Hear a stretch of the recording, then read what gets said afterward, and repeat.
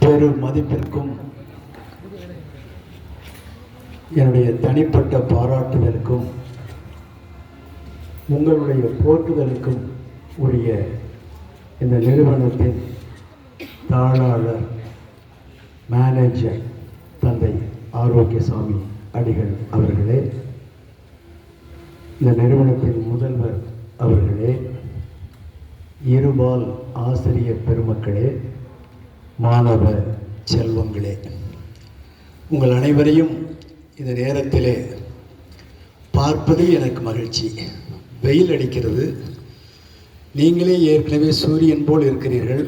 சூரியன் உங்கள் மேல் படும்போது எனக்கு பார்ப்பதற்கே சிரமமாக இருக்கிறது.